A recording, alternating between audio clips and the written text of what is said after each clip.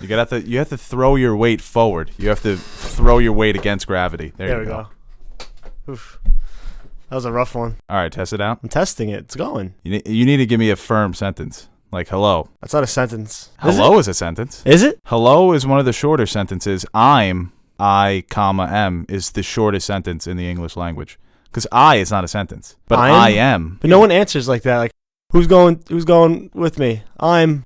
No, but you say I am, but you can shorten it to I'm. But no one said it doesn't sound right. It's not a verbal. It's not the verbal shortest sentence. It's the written. It's a difference. I don't believe it. What don't you trust about it? I mean, if you write something, it has like. You don't trust Shakespeare? No. Well, we're not even sure if he's real. Well, supposedly he was Sir Francis Bacon, which is even a funnier name if you think about it. Bacon. Good thing he went with Shakespeare. Yeah, Shakespeare was the better name. Game of Thrones Season 6, Episode 7. Wow, only 3 more. I fucking hate Game of Thrones because it comes on for 2 months and then it's gone and it makes me sad. Short episode. It was a short episode. It ended at 9:52. I was like, I guess that's it. How did it end? With the Hound picking up the axe? Yeah. Well, the Hound is back. Yeah. Spoiler.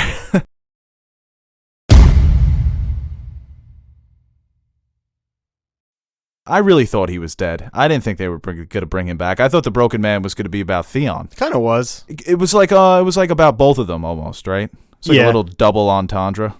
Oh.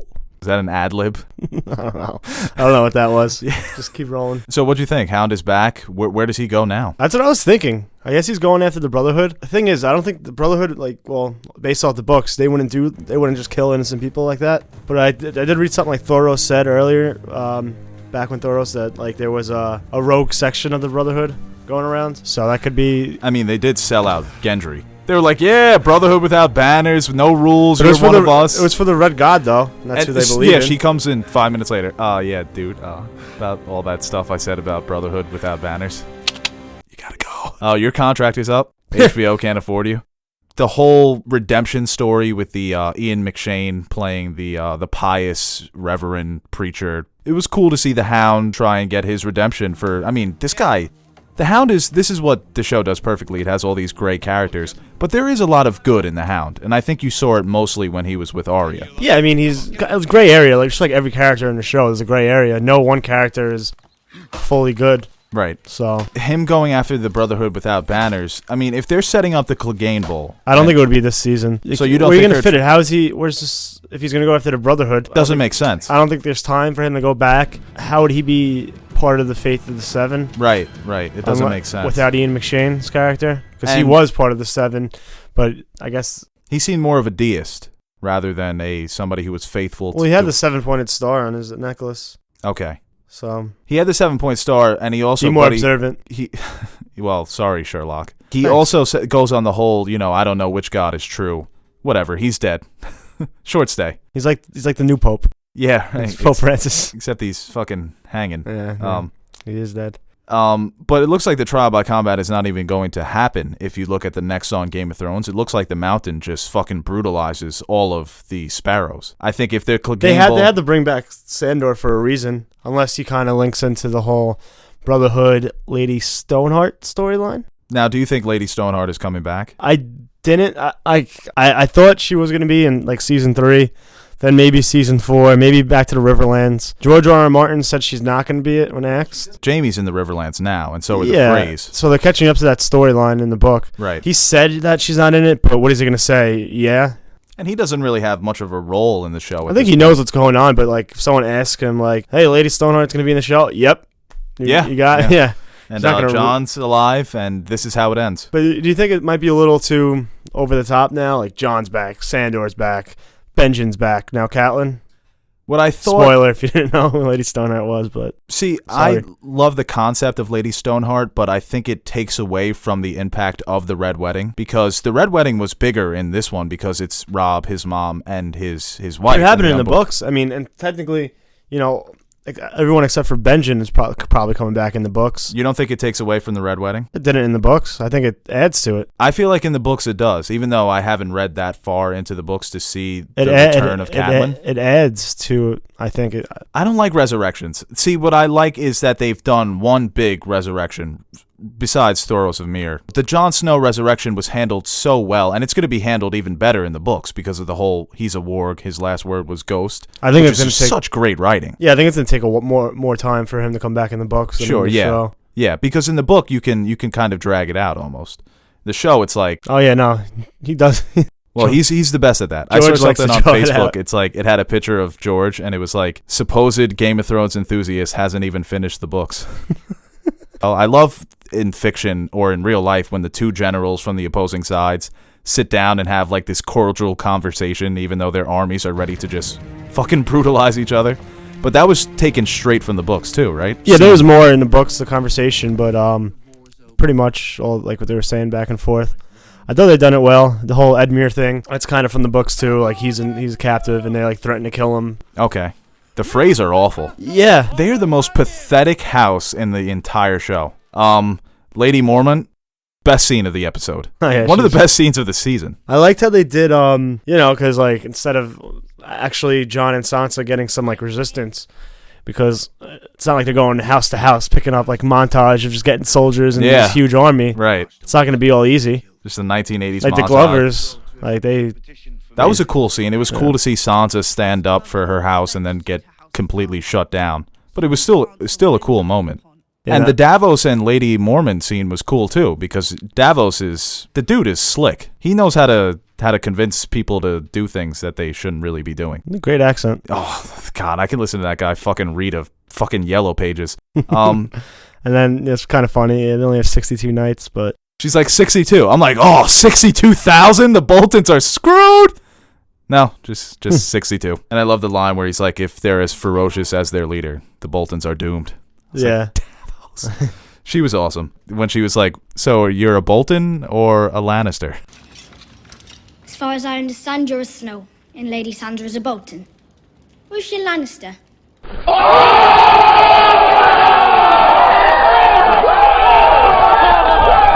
That was A1 diss. Now, she's like, I don't even feel like she needed the Maesters.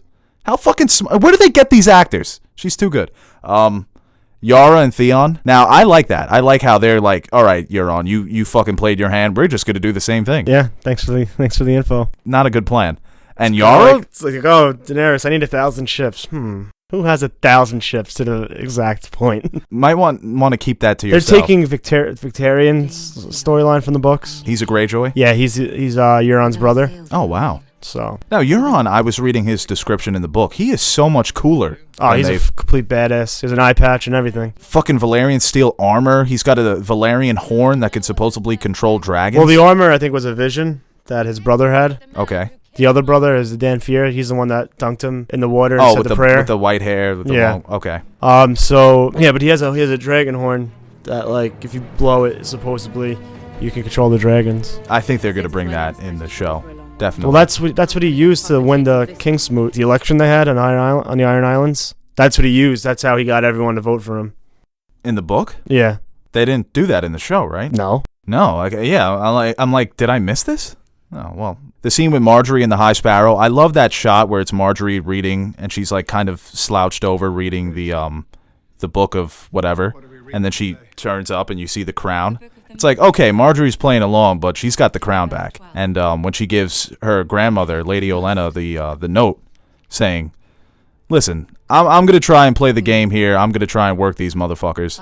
It's hard to say how she is going to come out of this on top. Cersei Olenna confrontation. Do you think they showed on the next Game of Thrones that the mountain is fucking up the sparrows. So they kind of spoiled it. Well, they showed it in the coming attractions. So yeah, I think they're gonna have like a civil. They still have Loras though. I don't think he's gonna last too long after this episode. I'm but- sure Cersei doesn't really care for Loras anyway. Well, Marjorie does. Well, in the book, she sends him off to take back I think Storm's End on Stannis' castle, Okay. and like that's like Cersei sent him? yeah. Okay. So like basically to die, kind of just like all right, Like a suicide mission. You're so yeah. So she doesn't really care about Loras. Marjorie might try to. I think she still has a bit of a hold over Tommen. He is so weak mentally that you can easily see him being swayed either way. But in the trailer, they also have a scene where it's Tommen walking in the throne room, and then it's Cersei coming from the other side. The Arya scene, I thought she was dead. I was like, oh, this is it for Arya. She's getting fucking gutted. No, that'd have been a bad way to die. Return of Gendry, maybe? No. No? He's done, He's right? rowing. He's probably still rowing in a fucking circle. He's like, Davos, I don't know how to work this thing. I guess the waif thinks she's dead, maybe? Oh, the waif is coming back. Yeah, I think she, like, kind of wanted to make her suffer. Now, are there only 2 faceless assassins in Bravos? Just Jaqen and the waif? No, probably there's more. For the Battle of the Bastards between Jon Snow and Ramsay, I was thinking about how, well, the scene where he convinces the wildlings to fight with him was really cool when the giant was like, Snow. He was definitely just looking at the snow. It probably meant nothing. And the other wildlings were like, yeah, okay, that's his name. I'll fight with you. When he's going to fight Ramsay. I said no. I said no, okay? I have a lisp, okay? No. When he's going to, well, they showed him trying to rally all the houses. I think they are going to introduce a character that we've seen in a flashback. I think he's going to go to House Reed and say, listen, I need some of your fucking swamp magic tactics. I need help. Well, I think Sansa, she sent a letter to Littlefinger, right? Right, yeah. That was definitely Littlefinger. Littlefinger. Knights of the Vale are going to come to the aid. I mean, how many men do they have? They probably got a couple thousand, right? The Vale? Yeah, they're a big house. So do you think Littlefinger is going to plan to try and kill both of them? Or is his play to keep them alive? And what do you think his ultimate goal is? Sit on the Iron Throne? Sitting on the Iron Throne, I think it would be smarter to keep them alive, try and gain their trust, because if you have the North, like he said, the North and the Vale took down an empire before. They took down the Targaryens. So I think he wants to get on their good side. I was thinking, too, like, if Tommen dies, who becomes king? Oh, no one, right? Gendry? He's like, I'm a-coming. He's rowing the boat. Because I was thinking, like, maybe Marjorie might try to set them against each other, like this. Create a little vacuum. Yeah, and then she would be the most powerful woman in Westeros at that point. Yeah, right? that would make her the queen. She would still need a husband. I'm sure Littlefinger would be like, I'm available. But I think his play is he definitely wants to get Sansa and Jon on his good side. Maybe try and separate them, put a wedge between Sansa and Jon. But there's only so much left of the show that I don't think there's really time for that. I mean, they have plenty of build-up. I mean, they can have the battle for the... Battle for the North. Yeah, the long night. That can take, I don't know, how many episodes can they fight the White Walkers for? They could drag it out for like a whole 5 or 6 episodes for that last season. I think that would be cool. I definitely want to see like a 3 or 4 episode White Walker battle. But I also want the $200 million movie, to tell you the truth, to finish the whole thing up. I think they might be keeping that in the back pocket. They would greenlight that 100%. A studio would jump all over that. That's $1 billion movie. That's $1 billion 2 movies. Because it would have to be 2 parts. Would you want to see that? Yeah, like IMAX. I was just thinking too when I was watching it, like the directing, like the pitch, like the visuals in that episode were really good. Just all the castles and Riverland's visuals. Riverland's castle looked amazing. Like in a bigger aspect ratio, that would have looked absolutely amazing. The dragons look great as CGI, but imagine a big movie budget dragon. Watch like fucking Supergirl or Arrow on TV. The CGI and special effects are good for TV, but compared to Game of Thrones, it looks terrible. Yeah, Game of Thrones is basically movie quality. Yeah, it is. But you can make it better. That's the thing. And just to put those, like, this show is so good. It's such an epic story that I feel like you can't finish it on TV. You can if you want to, but I feel like this show deserves the big screen finale, which would be incredible. I get chills just thinking about seeing Snow, Tyrion, Daenerys on the big screen fighting the White Walkers. It would be the biggest movie event probably since Star Wars. The thing is, though, how many people watch a show on a weekly basis? Well, it's got a huge fan base, one. People will see the movie without watching the show. Why? That's just so dumb. Because they have no idea what's going on. They do it with Marvel movies all the time. I can walk into Civil War and not seeing any of the movies and know what's going on. Well, with the finale of Game of Thrones, you can do that too. It's just, here are the heroes and here are the zombies. Oh, Dragon Girl, she's good. Oh, Snow, yeah, he's a good guy. The fucking freaky zombies, they're the bad guys. Because at its core, this finale is going to be a zombie story. Everybody loves a big zombie story. This show is huge. It's not like it's like some little show on the CW. This show has a massive following. Like, you can make a $200 million movie and make your budget back plus another $500 to $600 million. Guaranteed. Yeah.